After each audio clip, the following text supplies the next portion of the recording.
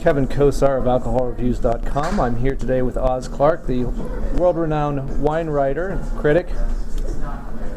He's here in the United States, barnstorming in support of his 3 new books that he has coming out each year, if you can believe it. And remarkably, he was able to take a little time out of his schedule to meet with us here in Washington, D.C. So we're going to have a little podcast here, and I'm going to pitch Oz some questions, and readers will note that at the bottom of this entry beneath the podcast link, you will see links to Oz's 3 new books, which you can buy through alcoholreviews.com. So, Oz, for readers who are not familiar with your background, how did you get into wine? What drew you into it? Well, girls, basically. We didn't drink wine at home. My dad was a doctor down the coal mines, and wine might come out once or twice a year. But I'd read far too many of those romantic novels, and Evelyn Waugh and Max Beerbohm and all those people. I really wanted to lead the gilded youth. So when I got to university, I thought, well, I didn't have any money, but I wanted to be one of these sort of spoiled kids. And I discovered that there were 2 things I could do at my university. Firstly, punting. It's a wonderful way. You get these flat boats, and you don't row them. You punt them with poles. And I thought, God, that would be so elegant, so Edwardian. Women will flock to me. The second thing I discovered is they had a university wine society, which, because it was subsidized by the university, it was only £2 a term. 4 tastings, 50 pence a tasting, and you could take a guest. And my eyes just thought, that's 4 dates. And I remember my first ever tasting. I went into it. I was wearing my best jeans and my best shirt, and the girl I was with, a girl called Francesca, a lovely girl. She was green from head to foot, green hair, green sequins all over her face, very skimpy green top, tiny green leather dress, and frankly, the rest of it was green body paint, which was most of her. And we turned up at this tasting, we opened the door, everybody else was in a pinstripe suit, and there were we. So we went to the back, and she presumably waited for my move, thinking, well, I'm here at the back of a wine tasting, when's he going to make his move? And me, I was thinking, I don't know what move to make with her, but wow, these flavors are interesting. And I still remember that the final wine was an old Bordeaux called Chateau Léoville Barton, 1962, and they put it in as a little special. And the flavour, to this day, I can remember the flavour, and I just thought, God, this flavour thing is fantastic. That amazing flavour of dry blackcurrant, of cigar boxes, of cedarwood, all these fantastic, austere but emotional flavours coming off the wine. And I forgot to take Francesca out to dinner. She left. I was still doing this thing. She just upped and left. I took 4 girls to 4 different tastings that term. I never got a second date off any of them. So I went into wine tasting to try and get a girlfriend. I actually then realised that one of the things that really bored the pants off them, or rather did not bore the pants off them, unfortunately, one of the things that bored them out of their skin was wine tasting. But it didn't bore me. And I just found, I'd always been interested in flavours. My mum comes from a family who've been bakers for 500 years. So there was always cooking and cake making and bread making and things going on at home. And I'd always been a little bit of a part of it in the kitchen. And when this wine thing came along as well, and it seemed to be sophisticated and utterly interesting in a way that I had no concept at home of how flavours could be, I just got drawn in from there. And then it became competitive because we had a university wine tasting team, and I managed to get into that, and we walloped the other universities. And then I became an actor and a singer after university. Again, wandering around thinking, I don't know what to do with my life, so let's try and prolong my adolescence as long as possible. And they had an English wine tasting team, and I got into that. And the competition of being a blind wine taster, as well as the excitement of the flavours and the sheer enormous scope of this worldwide phenomenon, this global phenomenon of people making wines different all over the world, different people, different personalities, different languages, different grape varieties, different flavours, different countries. I just thought, what a fantastic world to get involved in. And here I am. I don't sing and act as much as I did, but I wine taste furiously and obsessively and excitedly all the time. So how'd you make as a follow-up, how'd you make the transition from enthusiast to person who could actually earn a living doing it? Did you take up with a trade, a shop, or did you just start writing and freelancing, or? Luckily, I started writing. I was playing General Perron in Evita in London's West End, and I just got a bit bored of doing that every day. So, you know, it is, hey, I've been governing Argentina 8 times a week for the last 9 months. I've done it 200 times. I'm bored with governing Argentina. Give me something else to do. So I thought, well, I'm going to write a book for a bit. And I wrote this book called Sniff, Gurgle and Spit up in my garret. I wrote it longhand like this. I've still got it. So I never published it.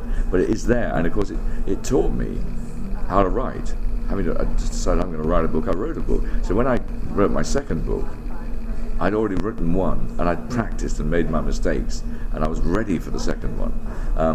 So I went away from the theatre. 2 things. Firstly, I went away and wrote that book, and I was then going to go back to the theatre and do chess. I was going to be the KGB man in chess, Tim Rice's chess, the one he wrote with ABBA. Mm-hmm. Never went back and did it. But secondly, while I was doing General Perron, and I think we were beating the French or the Italians or somebody at the time. And each time we won a competition in the English wine tasting team, because I was an actor, I always had my picture in the papers. And it was Sweeney Todd one time, and it was the National Theatre the next time, it was General Perron the next time. And they were doing a new television show called Food and Drink on BBC. And the guy doing the food and the wine just fell out, dropped out at 24 hours' notice. And the producer said, "Jesus, we need a wine taster. We've got the show going out tomorrow." And he just said, "Get me that actor who knows about wine." Didn't know what my name was, but he'd seen my picture in the papers. He said, "Get me the actor. Find him. Get me the actor who knows about wine. He'll be all right in front of a camera." And I turned up, and it was a great success. And I started doing television and writing books. It just happened. I didn't make a big move. I just drifted along.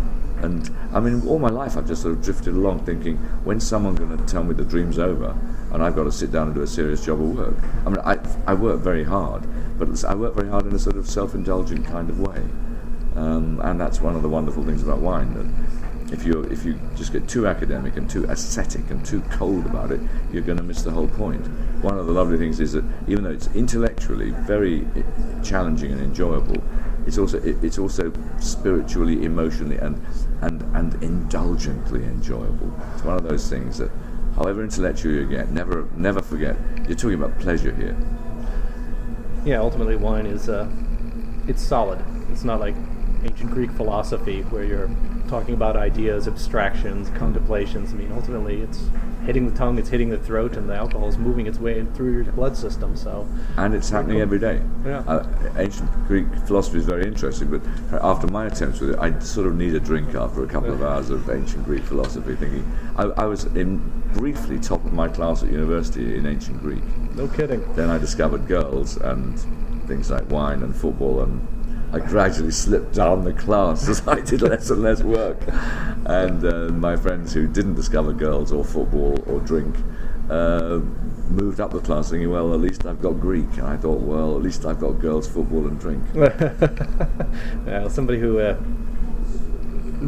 spent an enormous amount of time in college and graduate school studying political philosophy and reading the ancient Greeks and all those others, I can say that I do love them, but they don't have the immediacy that wine has, that's for sure. You need Machiavelli or someone. The Prince. Read The Prince. I'm sure as he was writing that, I think he was downing great flagons of Chianti. Or blood. Exactly. Sangiovese, the blood of Jesus. I'm getting some hint as to what, I mean, you've been at this for, almost 3 decades now? God knows. No idea, not interested. But I'm getting some sense of what keeps you interested in it. Life. There's the buzz, the sort of, the sheer mixture of competitiveness as a taster, enthusiasm, the fact that every day I wake up and think, oh, isn't that wonderful? Today I can go and taste 50 wines from Sicily, and tomorrow it could be 30 wines from Virginia and 10 from Maryland and 5 from Delaware. These kind of things. That's thrilling to me. The idea that someone says, hey, we're going to go and taste 20 Viogniers from within 50 miles of Washington D.C. That's a fantastically exciting idea. Throw in a couple of Cabernet Francs, a couple of Petit Verdes, throw in a couple of Nebbiolos from those Virginia boys down Monticello way. You think that is just so thrilling. But the next day you might say, okay, what are you interested in doing? 40 Napa Valley Cabernets? You think that's so different. Yeah, I'll do that too. The next day you think, are you interested in doing 30 different Beaujolais from France? Yeah, that's interesting. I'll do that too. That's what's wonderful about wine. Every single day, unless you're just a specialist in one small area, and thank God I'm not. I'm a generalist rather than a specialist. Every single day in the world of wine, it all starts all over again. Because every year, or twice every year, Southern Hemisphere and Northern Hemisphere, it all changes. Because the good Lord changes what He's going to offer us in our climate. Every single time that they pick their grapes in the Barossa Valley in Australia, or in Monticello in Virginia, or in the Finger Lakes, or in Napa or Sonoma Coast, or the Okanagan Valley in Canada, it's different every single time they pick their grapes.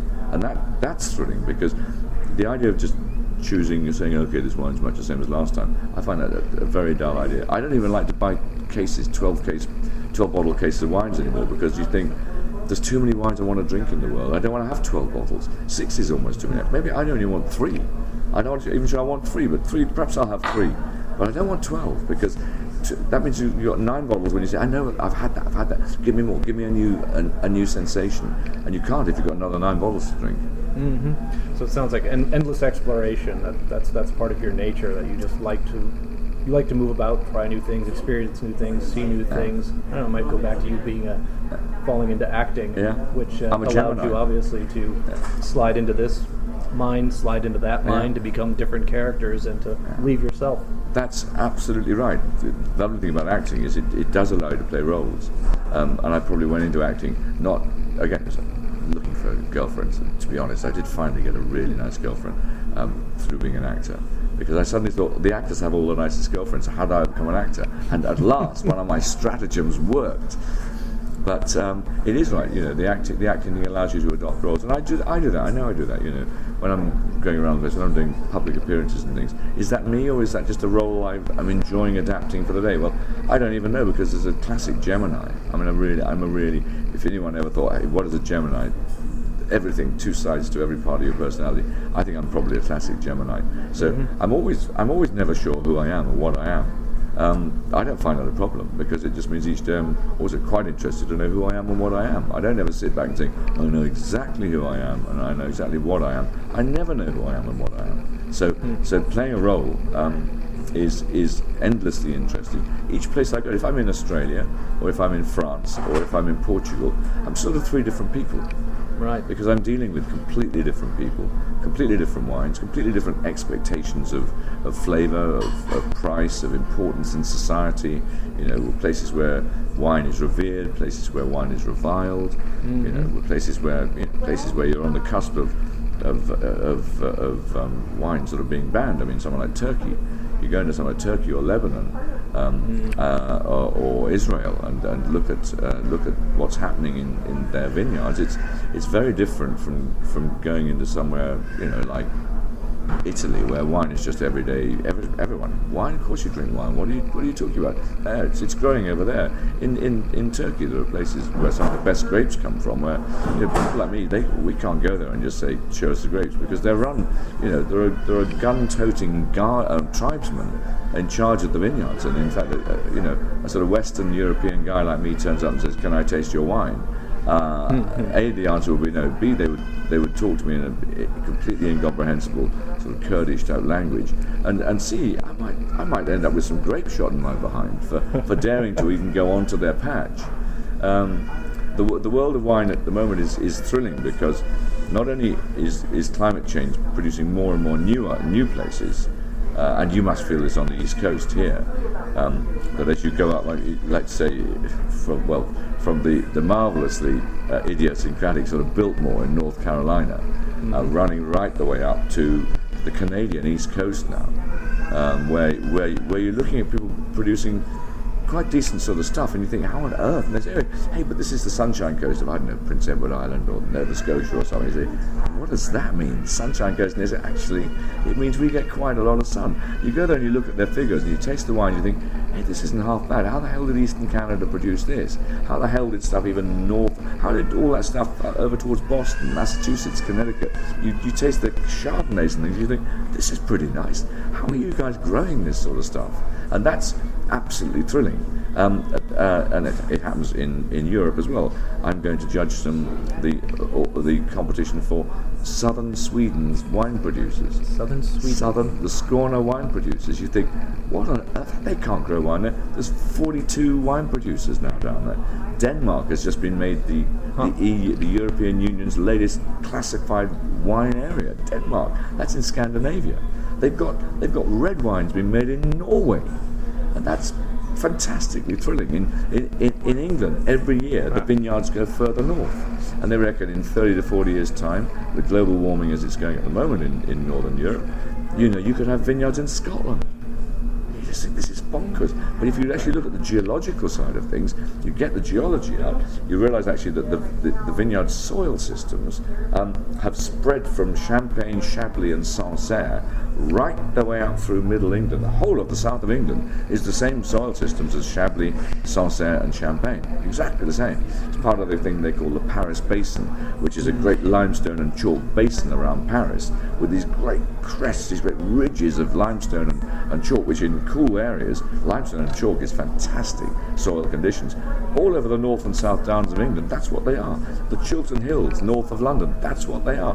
The Lincolnshire Wolds going up to East Yorkshire, that's what it is. It's Cretaceous chalk systems, exactly the same as they have in Champagne. So with global warming working its way up Britain, every year they get further north in Yorkshire.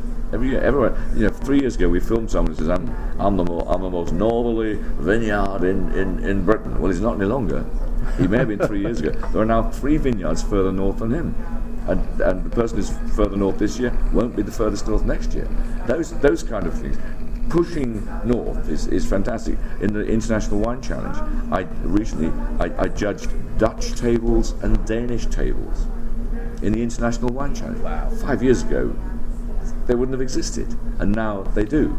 You go and you judge, you look at wines from the Czech Republic, from Slovakia, certainly from Turkey. The Turkish stuff was thrilling in the International Wine Challenge. They had about 3 tables of stuff in the International Wine Challenge, and they got a slew of golds. In fact, from wines presented to the ratio of medals won to wines presented in the International Wine Challenge this year in Britain, Turkey got the highest ratio of awards to wines presented. Must have created some cognitive dissonance amongst the Turks, considering the mixed attitudes they have. Exactly, but that's again another of the thrilling things. You go there, and you're going to Turkey to look at these wonderful old parts of Cappadocia and Anatolia, and you are in absolutely on the dividing line between cultures. The Ottoman Empire was a very, very interesting empire. I mean, you may have come across it in your political philosophy, but they were actually a surprisingly progressive, almost radical empire system for hundreds of years. It's only towards the end, all empires collapse, all empires eventually implode upon themselves with corruption and decay. But for a long time, the Ottoman Empire was a really, really interesting political system. The whole of that, so Eastern Europe, Western Asian, Arab Peninsula kind of area. Absolutely fascinating, and wine was part of it right the way through. Huh. Are there, with all this change happening, are there also new grapes coming to market, or perhaps old grapes that have just not gotten the attention, just stayed local? Are more of those making it into the global marketplace, or have we seen that slow down? I know a few years ago I could see it happening. I saw some interesting things coming out of Central Asia, and I wondered, what the devil is this? It's happening. It hasn't slowed down at all. And one of the lovely things about continually revising the Grapes and Wines book is that I have to keep up with what's going on. But just look at simple things. The Garnacha. Grenache, the most widely planted black grape in the world, largely disregarded, even though it made Chardonnay du Pape and things. Well, now The Australians revere it. They've got 100-year-old vines in Australia, and they make fantastic wines from it. Southeast Spain, in places like Calazio, Campo de Borja, when you see old vines Garnacha on a bottle, it's absolutely one of the ways to know. You know that you're going to get a really gorgeous, juicy, serious, but wonderfully drinkable glass of red wine. Carignan. Carignan, as they call it over on the west coast here, completely disregarded. Everyone says it's a junk grape, but France is full of 60, 70, 80-year-old Carignan vines.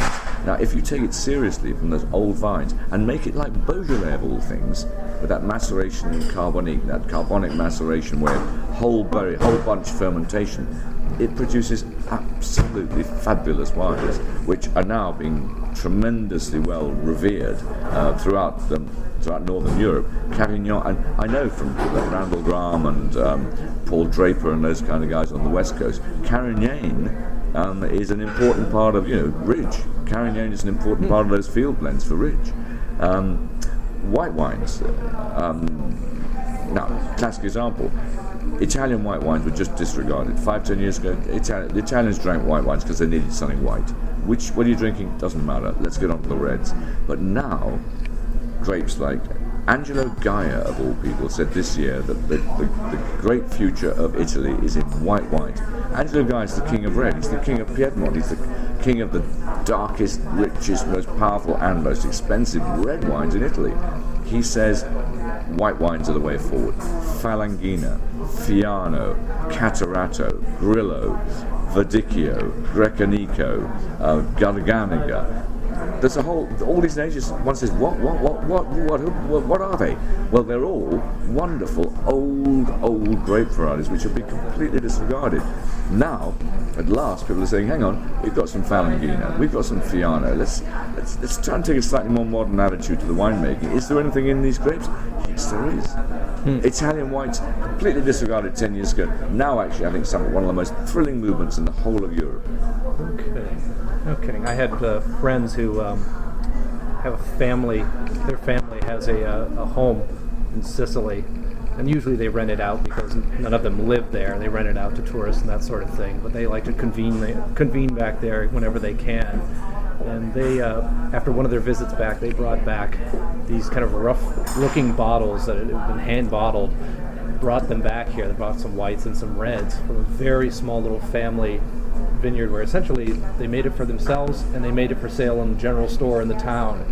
And I tasted these things and they just tasted like nothing I had tasted before. There was a simplicity, a peculiarity. There was just, it was just like, how much more of this is out there? So I can appreciate what you're saying. Probably Nero d'Avola was one of the grapes they were doing, or Nerello Mascalese. Now, Nero d'Avola, I think, is a world-class grape. I think Nero d'Avola is as good as Cabernet Sauvignon and Pinot Noir. And yet, 5 or 10 years ago, people said, well, what's Nero d'Avola? Well, Nero d'Avola is the great Sicilian red grape. And I think we're going to see Nero d'Avolas on the best wine lists in the best Italian restaurants in New York. They're probably there already. They should be. Negro Amaros from the southern end of, things like Negro Amaro, Malvasia Nera, these kind of grapes. They're fantastic. The old idea that Italy is just about tough tannic reds is gone. The old Sangiovese and Nebbiolo, fine. There are lots of people who follow those two grapes, but they're not the only game in town anymore. Portugal's reputation for red wines, they're rather bitter, they're rather old-fashioned, they're rather hard. Not anymore. They're now showing that they have astonishing aromas, things like Touriga Nacional, Rorige, which actually is a version of Tempranillo, Touriga Francesa, Aragona is another version of Tempranillo. They produce aromas and sensual qualities in a serious red wine, unlike anything else in France or Spain or Italy. It's all thrilling. That's what keeps me going. I mean, if you said you've got to spend the rest of your life on Chardonnay and Cabernet Sauvignon, I'd join a monastery. Now that paints a picture. All right, I've got the degree, theology and psychology. I'm ready. I'm finally ready. The mind is prepared, but is the spirit willing? That's the. We won't get into that one. Yeah, the spirit would need a little help. I think I would become chief brewer at the monastery, and then I'd produce great Trappist-style beers. You'd have to be a Trappist. All right, I should move to my last question because we're running out of time here. You have 3 new books. What can you tell our listeners about the 3 books in brief? Well, one of them is called Grapes and Wines, and it's one of those books that I get most pleasure from because it's actually an A to Z of all the important and less important wines in the world. The reason it's A to Z is because it makes it simple. It doesn't mean that we dumbed it down in any possible way.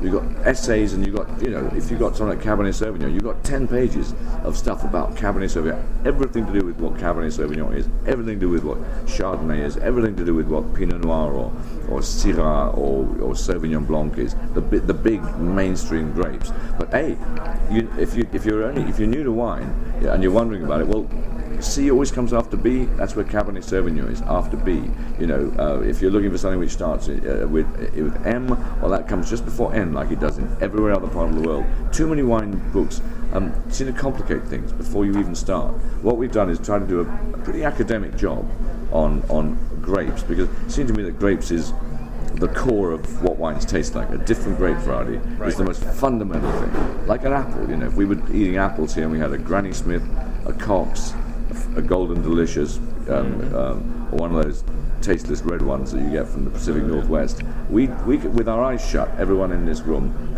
could say which they were.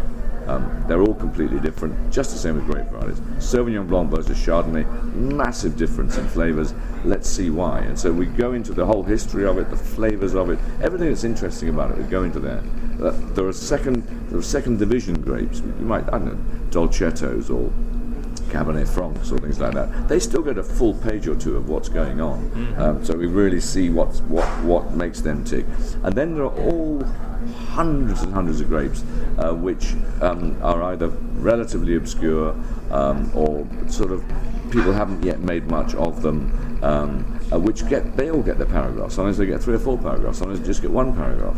But it's to try and say from the wastes of Central Asia to the sort of the top end of the Okanagan Valley in British Columbia, and from the middle of Australia through to the gold fields of the Sierra Nevadas and over to the wild world of Spain and Portugal and Italy and Turkey and wherever.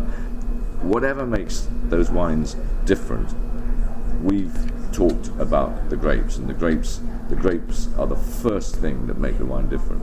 So I think it's just one of those, I love dipping into it. It's one of the book I carry on, I just opened a page here, I've opened a page, this is page 189. And so I'm talking about the Ramisco grape, which is a real oddity in the Portuguese grape. It's a very, very perfumed, but very, very tannic grape. It's only grown in one place, at Colares, but there it is, next to Refosco. Well, Refosco, this is page 189, I just chose it. Refosco, that's a fascinating, dark, northeastern Italian grape, which is fantastic. Reichensteiner is a pretty turgid old thing. Invented in 1939 in Germany, but planted a lot in places like Northern Europe and England and places like that, because you can get a crop. And then you're going into places like Rhoditis, well, that's a pink grape from Greece. Ribolla Gialla, that's quite an interesting grape from northeastern Italy. Ribolla Nero, well, that's what is it? It says it's a synonym for Schioppettino, so I'd have to go to page 229. It's all cross-referred. Hey, 229, no, I can't do it. Oops, I just have. There we are. Yes, Schioppettino is next to Schiava. Oh, you know what I mean? I could spend days. Just there I go. And that's what I use that book for. Just continually keeping myself pleased. It's just one of those. I'm fond of that book. So that's more of a reference volume, and your new one coming out this autumn, correct? Is it more for the more of an introduction, more of a how-to, more of a Let me tell you about wine. It's called Let Me Tell You About Wine. And what I've tried to do is to make it a good first wine book for people. Okay. But it's not dumbed down. We wondered what we'd done. We thought we'd slimmed down the amount of knowledge. So it's basically something which is pretty interesting for people who know quite a bit about wine as well. But it's easy enough to deal with, and it starts absolutely from the beginning. The flavors you like, what kind of flavors you like. I chose 18 different categories because how many categories are there? honeyed white wines. Well, you can put a category to that. Strawberryish, silky, soft sort of red wine. Well, you can sort of Pinot Noir types. You can put a category into that. Sort of black curranty, spicy. You can find a category based probably on Cabernet Sauvignon or sort of Chilean Merlot, whatever. So putting categories there and saying, do any of these grab you? And putting pictures also. So when you talk about sort of blackberries and cassis and all those things, well, there are the pictures there. So you immediately say, hey, that's a lime. So lime zest. I remember Sauvignon Blanc. Okay, making connections with everyday life. And then we move on from just the flavors themselves into, okay, where do we find them? Well, the grape varieties are the most obvious way to find them. So we talk about the main grape varieties in their different ways, and then talk a little bit about how you make wine. So that you've got a Sauvignon Blanc. How do you make it taste of sort of gooseberries and lime zest and green apples, as against just flat and dull? Well, we try to tell you how that's done. Why is a Chardonnay rounder and softer and more golden? Well, we try to show you how that's done. From how you grow the grapes to making the wine to eventually either barrel aging it or stuff, but keeping it simple. Mm-hmm. And then I talk a little bit about just getting the most out of your wine. So how you buy the stuff, how you store it, how you serve it. Even to the extent there's lots of corkscrews on the market. Well, I'll show you half a dozen. They sometimes the best ones it's not immediately obvious how to use them. So I'll just show you how to use it. A few winefuls, not dozens of winefuls, just 3 or 4. Mm-hmm. But you see, right the way through, just trying to make life simple so that people just think, I think I can cope with this wine thing. And then I do talk about the countries and all those sort of things. But trying to make it simple. The flavour is the most important thing. So where does the flavour come from? The grape varieties, then a little bit about how the wines are made, how you as a human being deal with buying and keeping and serving, and then saying, okay, well, the countries matter, because a Chardonnay from California is going to taste different from a Chardonnay from Delaware. So why? And show you why. And my final book I've got coming out this year is my pocket book. Now that is a sort of A to Z again, but again, not dumbed down A to Z. A to Z just because A to Z is the best way to do things, because everyone understands A to Z. But that will give you my sort of general feeling about the whole world of wine, from the nooks and crannies in places like Turkey and Slovakia, right the way through to the mainstream stuff. And some properties, I will say, look, I'll give them more space. Important properties in California, important properties in Bordeaux, important producers in Italy, all that kind of. They have their paragraphs, and it talks about which vintages are best at the moment, which vintages are going to be good in a year or two's time, which vintages to avoid. What the grapes are made of, whether they've got these special bottlings. So it's a sort of it's one of those kind of ready reckoner things that if you can shove it in your pocket, and if you think that looks familiar, I wonder if it's in here. Well, if it's of any importance, it'll be in there and cross-referred again. So if you think I could see, once you know one important name on the label, you can cross-refer to find more about it. So you have the reference book, you have the instructional didactic book. And then you have a pocket reference guide, which is also probably easy for the shopper to use, or the person who's on the move and sees something on a menu and says, all right, what the devil is that grape? But they can't exactly whip out a full-size tome from their pocket. But they can have a look in the pocketbook. That's how it works. All right, that makes a lot of sense. Just trying to do 2 things: make my life, enjoy my life, and hopefully transmit some of that enjoyment to a readership, and also tell the readership, wherever it is, that the world of wine is supposed to be about fun, it's supposed to be about happiness, it's supposed to be about making you feel good, not making you feel socially nervous and ill at ease and ignorant. That's absolutely the opposite of what wine is supposed to be about. So anything that guys like you and me can do to help people just feel better and feel happier, I'm up for that. That's what I try to do. I'm in agreement. Well, Clarke, thank you so much for speaking to our readers and listeners out there. Been great fun.